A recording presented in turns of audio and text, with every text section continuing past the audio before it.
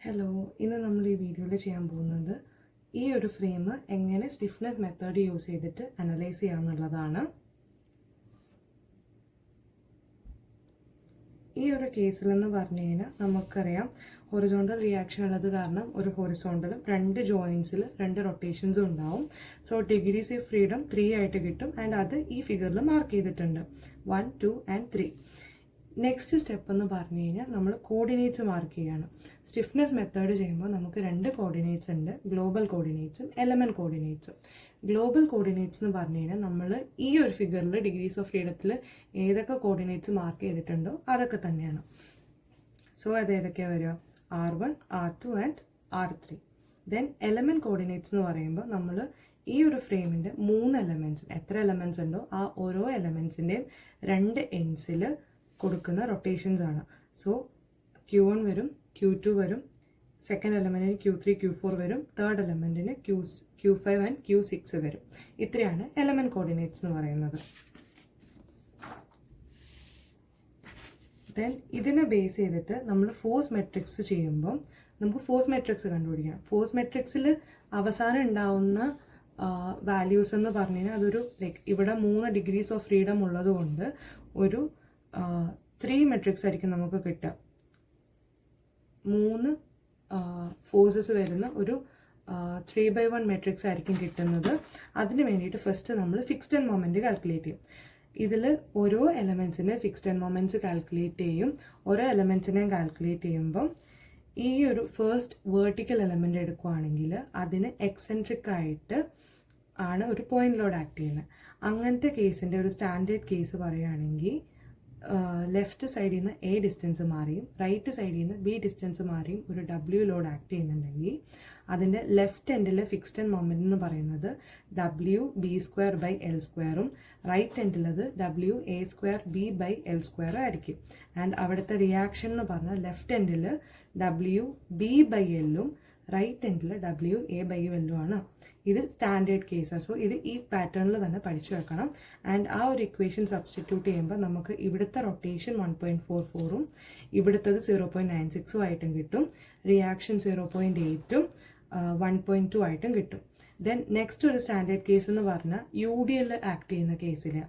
UDL act ചെയ്യുമ്പോൾ fixed and moment എന്ന് പറയുന്നത് രണ്ട് എൻഡിലും WL²/12ഉം റിയാക്ഷൻ എന്ന് പറയുന്നത് WL/2ഉം ആയിരിക്കും. ആ ഒരു കേസ് വെച്ചിട്ട് നമുക്ക് ഇവിടുത്തെ റിയാക്ഷൻ കിട്ടും 2.25 ആൻഡ് റൊട്ടേഷൻ 2.25 എന്നും റിയാക്ഷൻ 4.5 എന്നും കിട്ടും. ദെൻ നെക്സ്റ്റ് ചെയ്യാൻ പോകുന്നത് നമുക്ക് ഫോഴ്സ് മെട്രിക്സ് കിട്ടാൻ വേണ്ടിയിട്ട് ഈ ഫിക്സ്ഡ് ആൻഡ് മൊമെൻറ്റിൻ്റെ ഡയഗ്രത്തിന് നമ്മളൊരു ഇക്വലൻറ്റ് ജോയിൻ ലോഡ് ആക്കാൻ പോവാം. ഇക്വലൻറ്റ് ജോയിൻ ലോഡ് ആക്കുമ്പോൾ വേറെ ഒന്നും ചെയ്യേണ്ട, ഇതിനെ നേരെ റിവേഴ്സ് ചെയ്യാം. ഏതൊക്കെ റൊട്ടേഷൻ ആണോ ഇവിടെ ക്ലോക്ക് വൈസ് ആയിട്ട് നിൽക്കുന്നത് അതെല്ലാം ആൻറ്റി ക്ലോക്ക് വൈസ് ആക്കുക. ഏതൊക്കെ റിയാക്ഷൻസ് ആണോ ലെഫ്റ്റിലോട്ട് നിൽക്കുന്നത് അത് റൈറ്റിലോട്ടാക്കുക. മേലിലോട്ടുള്ള റിയാക്ഷൻസ് എല്ലാം താഴോട്ടാക്കുക. സോ അങ്ങനെ ചെയ്യുമ്പോൾ നമുക്ക് ഈ ഫിഗർ കിട്ടും. ഫിക്സ്ഡ് ആൻഡ് മൊമെൻറ്റിൻ്റെ ഡയഗ്രത്തിൽ ഈ 1.44 എന്ന് പറയുന്നത് ആൻറ്റി ക്ലോക്ക് വൈസ് ആയിരുന്നു. സോ ഇവിടെ വന്നപ്പം ക്ലോക്ക് വൈസ് ആയി. ഈ 0.96 എന്ന് പറഞ്ഞ ക്ലോക്ക് വൈസ് ആയിരുന്നു. സോ ഇവിടെ വന്നപ്പം ആൻറ്റി ക്ലോക്ക് വൈസ് ആയി. ഈ രണ്ട് റിയാക്ഷൻസും ലെഫ്റ്റിലോട്ടായിരുന്നു, രണ്ടും റൈറ്റിലോട്ടായി. ഈ രണ്ട് റിയാക്ഷൻസും മേലേക്കായിരുന്നു, അത് താഴോട്ടായി. ആൻഡ് ഇവിടെ ഫിക്സ്ഡ് ആൻഡ് മൊമെൻറ്റ്സ് ഒന്നും ഇല്ലായിരുന്നു കാരണം അവിടെ ലോഡ് ആക്ട് ചെയ്യുന്നില്ല. നെക്സ്റ്റ് കേസ് എന്ന് പറഞ്ഞാൽ ഈ ഒരു ഡയഗ്രത്തിൽ നിന്ന് നമ്മൾ ഫോഴ്സ് മെട്രിക്സ് കാൽക്കുലേറ്റ് ചെയ്യും. അതെങ്ങനെയാണെന്ന് ചോദിച്ചാൽ നമ്മുടെ ഫോഴ്സ് ഏതൊക്കെയായിരുന്നു ആദ്യം പറഞ്ഞായിരുന്നു. ഇവിടെ ഒരു ഹൊറിസോണ്ടൽ ഉണ്ട്. സോ ഈ ഒരു ജോയിൻറ്റ് കൺസിഡർ ചെയ്യുമ്പോൾ ഹൊറിസോണ്ടൽ ആയിട്ട് ആക്ട് ചെയ്യുന്നത് 0.8 മാത്രം. സോ ഇവിടെ ഒരു 0.8 വരും. ദെൻ ഇവിടെ നമ്മളൊരു റൊട്ടേഷൻ പറഞ്ഞിട്ടുണ്ടായിരുന്നു. ഇവിടെ ആൻറ്റി ക്ലോക്ക് വൈസ് ആയിട്ട് 0.96 ഉണ്ട്, ക്ലോക്ക് വൈസ് ആയിട്ട് 2.25 ഉണ്ട്. സോ -0.96 + 2.25 ചെയ്യുമ്പോൾ നമുക്ക് ഈ വാല്യൂ +1.29 കിട്ടും. പ്ലസ് കിട്ടിയതുകൊണ്ട് അത് ക്ലോക്ക് വൈസ് ഡയറക്ഷൻ ആയിരിക്കും.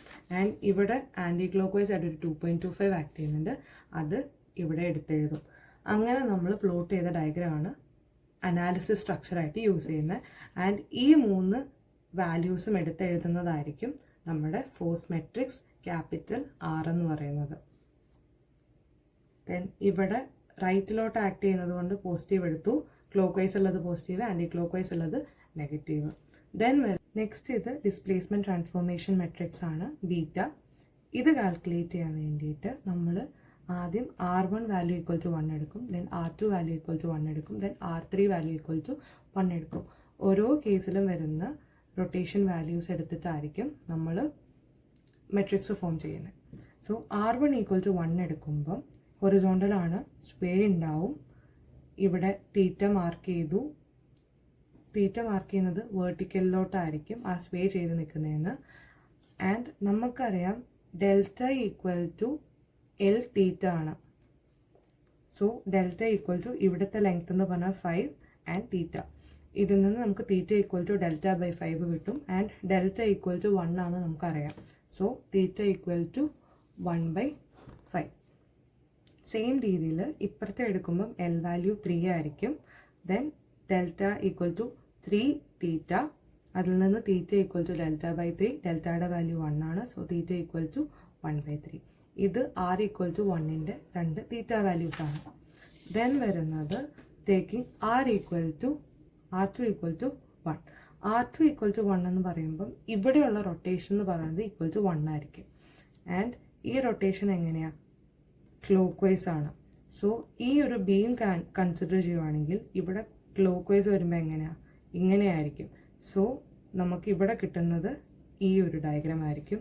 ആൻഡ് ഈ ഒരു വേർട്ടിക്കൽ കൺസിഡർ ചെയ്യുമ്പോഴോ ക്ലോക്ക് വൈസ് എന്ന് പറയുമ്പം ഇങ്ങനെ ആയിരിക്കും. സോ നമ്മൾ ഇങ്ങനെ വരയ്ക്കും. അതാണ് ഇവിടെ പ്ലോട്ട് ചെയ്തേക്കുന്നത്. സോ ഈ 2 വാല്യൂസും 1 ആയിരിക്കും. ആൻഡ് ഫസ്റ്റ് നമ്മൾ R1 ഈക്വൽ ടു 1 ചെയ്തപ്പം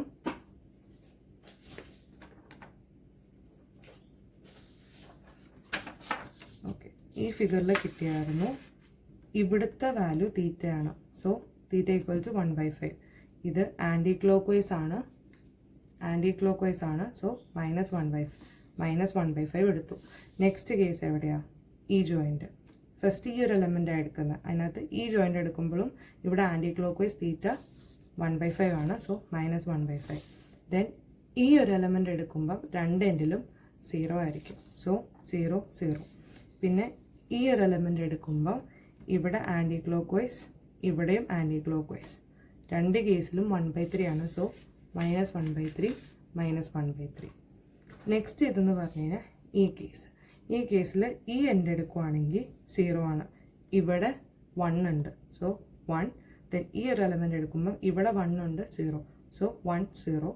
ഇവിടെ രണ്ടിടത്തും 0 ആയിരിക്കും. സോ 0 0.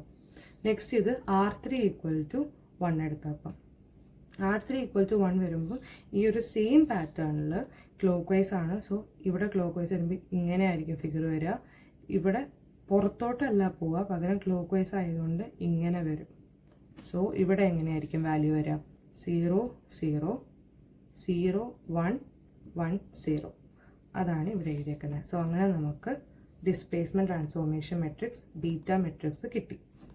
ഇതിൽ നിന്ന് നമ്മൾ ഇനി അടുത്തത് എന്താ ചെയ്യാൻ പോകുന്നത്? എലമെൻറ്റ് സ്റ്റിഫ്നെസ് മെട്രിക്സ് കണ്ടുപിടിക്കാൻ പോകുക എന്ന് പറഞ്ഞാൽ ഓരോ എലമെൻറ്റിന് വേണ്ടിയിട്ടും. ഇതിനകത്ത് ഈ ഒരു ഇക്വേഷൻ പഠിച്ചു വെക്കണം. കെ എലമെൻ്റ് എന്ന് പറഞ്ഞു കഴിഞ്ഞാൽ സ്റ്റിഫ്നെസ് ഓഫ് എലമെൻ്റ് എന്ന് പറഞ്ഞു കഴിഞ്ഞാൽ 2EI/L മെട്രിക്സിൽ 2 1 1 2 ആണ്. ഇതിനകത്ത് ഐൻ്റെ വാല്യൂവും എല്ലിൻ്റെ വാല്യൂവും ആയിരിക്കും വേരി ചെയ്യുന്നത്. നമ്മുടെ ക്വസ്റ്റ്യനകത്ത് ഫസ്റ്റ് ഈ ഒരു എലമെൻ്റ് എന്ന് പറഞ്ഞാൽ ഐൻ്റെ മൊമെൻ്റ് ഓഫ് ഇനേർഷ്യ തന്നിരിക്കുന്നത് 2I ആണ്. ഇതിൻ്റെതും I മാത്രം. സോ ഈ കേസ് എടുക്കുമ്പം ഫസ്റ്റ് എലമെൻറ്റിൻ്റെ എടുക്കുമ്പം ഐയുടെ ലൊക്കേഷനിൽ നമ്മൾ 2I എന്ന് സബ്സ്റ്റിറ്റ്യൂട്ട് ചെയ്ത് കൊടുക്കണം. എല്ലിൻ്റെ സ്ഥാനത്ത് ആ എലമെൻറ്റിൽ ലെങ്ത് ഇട്ട് കൊടുക്കണം. അങ്ങനെ നമുക്ക് EI × 8/5 4/5 4/5 8/5 എന്നുള്ള മെട്രിക്സ് കിട്ടി. നെക്സ്റ്റ് ഇത് അടുത്ത എലമെൻറ്റിൻ്റെ എടുക്കുമ്പം സെയിം ഇതിൽ ഐ വേരിയേഷൻ ഒന്നും വരത്തില്ല. രണ്ടിൻ്റെ ലെങ്ത് സെയിം ആണ്, 3 തന്നെയാണ്. സോ ഇങ്ങനെ 2 എലമെൻറ്റിൻ്റെ മെട്രിക്സ് കിട്ടി. ഇപ്പോൾ നമ്മൾ എലമെൻറ്റ് മെട്രിക്സ് ഇൻഡിവിജ്വലി ഓരോന്നിൻ്റെയും കാൽക്കുലേറ്റ് ചെയ്തു. സോ ഈ ഇൻഡിവിജ്വലി കാൽക്കുലേറ്റ് ചെയ്തതിനെ വെച്ചിട്ട് നമ്മൾ total element stiffness matrix KE കണ്ടുപിടിക്കും. ആ KE എന്ന് പറഞ്ഞു കഴിഞ്ഞാൽ KE equal to EI × EI എല്ലാത്തിലും കോമൺ ആണ്. സോ അത് പുറത്തെടുത്തു. ദെൻ വലിയൊരു മെട്രിക്സ്, അതിനകത്ത് ഫസ്റ്റ് ഈ 4 എന്ന് പറയുന്നത് നമ്മുടെ KE1 ആണ്. ദെൻ ഈ 4 എന്ന് പറഞ്ഞു കഴിഞ്ഞാൽ KE2 ആണ്. ദെൻ ഈ 4 എന്ന് പറഞ്ഞു കഴിഞ്ഞാൽ KE3 ആണ്. ബാക്കിയുള്ള ഇതെല്ലാം ഇത് ഡയഗണലായിട്ട് വരും. ബാക്കിയുള്ളിടത്തെല്ലാം 0 ഇട്ട് കൊടുക്കാം. അങ്ങനെ നമുക്ക് ടോട്ടൽ എലമെൻറ്റ് സ്റ്റിഫ്നെസ് മെട്രിക്സ് കിട്ടി KE. ദെൻ ഇത് യൂസ് ചെയ്തിട്ട് നമുക്ക് ഗ്ലോബൽ സ്റ്റിഫ്നെസ് മെട്രിക്സ് കാൽക്കുലേറ്റ് ചെയ്യാം. ഗ്ലോബൽ സ്റ്റിഫ്നെസ് മെട്രിക്സ് എങ്ങനെയാണ്?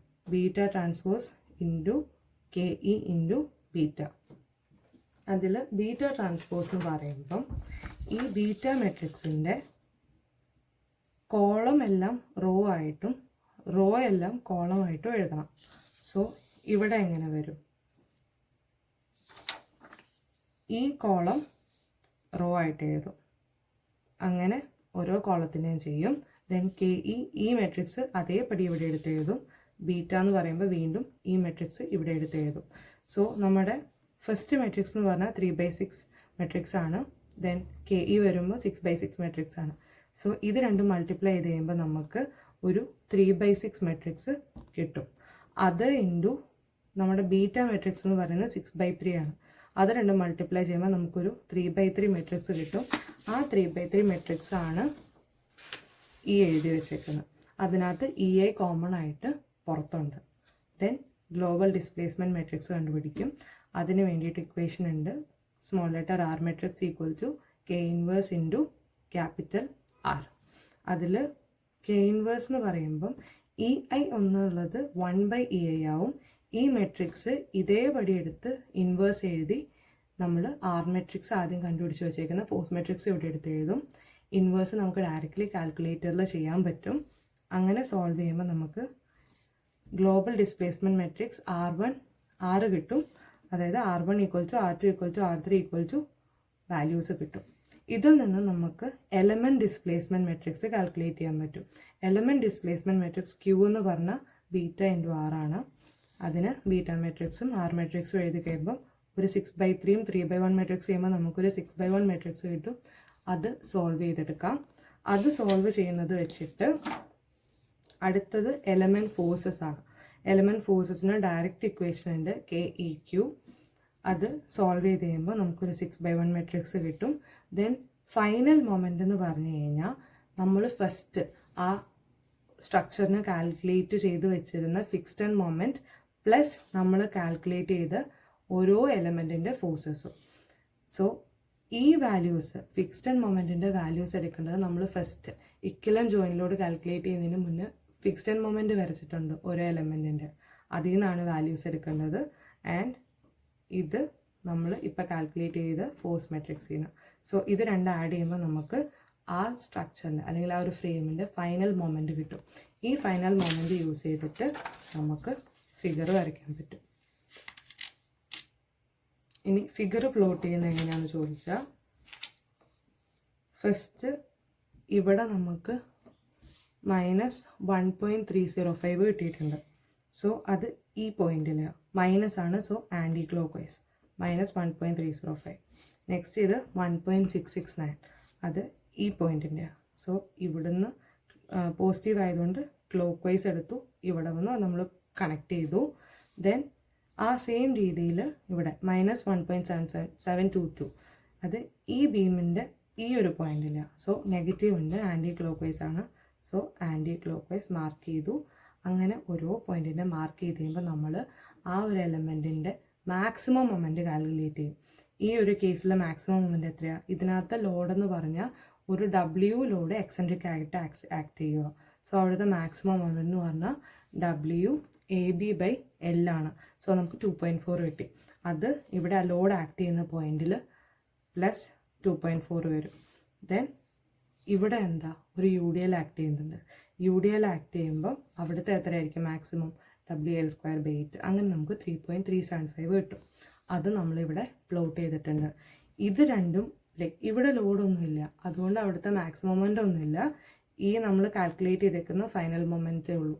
ദെൻ ഇതിൽ ഓവർലാപ്പ് ചെയ്യുന്ന പോർഷൻസ് ആയിരിക്കും നമ്മുടെ last fixed bending moment diagram എന്ന് പറയുന്നത്. അത് ഹാച്ച് ചെയ്തിട്ടുണ്ട്. ആൻഡ് ഇതിനകത്ത് സൈൻ കൺവെൻഷൻ നോക്കുമ്പോൾ ഇവിടെ ഇതിൻ്റെ മേലേക്കുള്ളത് പോസിറ്റീവും താഴേക്കുള്ളത് നെഗറ്റീവും, ഇവിടെ മേലേക്കുള്ളത് ലെഫ്റ്റ് സൈഡിലോട്ടുള്ളത് പോസിറ്റീവും ഇപ്പുറമുള്ളത് നെഗറ്റീവും, ഇത് പോസിറ്റീവ് ഇതിനെ കിട്ടിയത്. ഈ ഒരു രീതിയിലായിരിക്കും നമ്മൾ ആ ഫ്രെയിം അനലൈസ് ചെയ്തെടുക്കുന്നത്. സോ ബേസിക്കായിട്ട് ഈ 10 സ്റ്റെപ്സും 11 സ്റ്റെപ്സും ഒരു ബെൻഡിങ് മൊമെൻറ്റ് ഡയഗ്രാമാണ് അതിനകത്ത് വരുന്നത്. ഇതിൽ ഏതെങ്കിലും സ്റ്റെപ്പിനകത്ത് കാൽക്കുലേഷനിലോ അല്ലെങ്കിൽ മൊമെൻറ്റ് ഡയഗ്രാം വരയ്ക്കുന്നതിലോ മെട്രിക്സ് മൾട്ടിപ്ലിക്കേഷനിലോ ഡൗട്ട് ഉണ്ടെങ്കിൽ താഴെ കമൻറ്റ് ചെയ്യുക. അത് ബേസ് ചെയ്തിട്ട് അടുത്ത വീഡിയോ ചെയ്യുന്നതായിരിക്കും. Thank you.